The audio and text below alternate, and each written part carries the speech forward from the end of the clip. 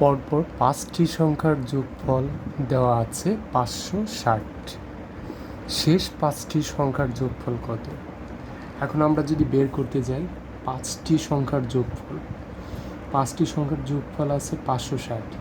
আমরা যদি প্রচলিত নিয়মে চিন্তা করি তো 560কে বের করা আমাদের পক্ষে সম্ভব না। এখন আমরা যদি এটা শর্টকাট করি, শর্টকাট নিয়ম হচ্ছে 560 এটাকে আমরা যদি ভাগ দিই 5 দ্বারা যদি ভাগ করি তাহলে আসবে কত?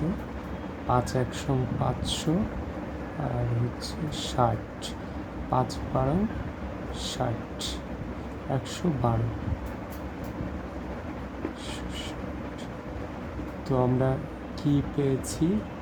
5টি সংখ্যা আমরা কি পেয়েছি? এটা গড় পেয়েছি। গড় কোনটা হয়? সবসময় মাঝেরটা, 112। এটা যে মাঝের হয় 5টা সংখ্যা, 2 3, আগের 2টা পরের 2টা, তো কত হলো? 112 যেহেতু তার এক ঘর আগে 111 110 113 114। তো আমরা 4টা সংখ্যা পেয়ে গেছি পরপর 5টা সংখ্যার যোগফল এত। এখন আমরা যদি চিন্তা করি 110 111 112 113 114 এর যোগফল কত? 560। এখন আমরা সংখ্যার শেষ 5টি সংখ্যার যোগফল কত? শেষ 5টা সংখ্যা 114-এর পরে অবশ্যই শেষ 5টা সংখ্যা 115 116 117 118 শেষ সংখ্যা কত? 119। এখন আমাদের বের করতে হবে এই 5টা সংখ্যার যোগফল।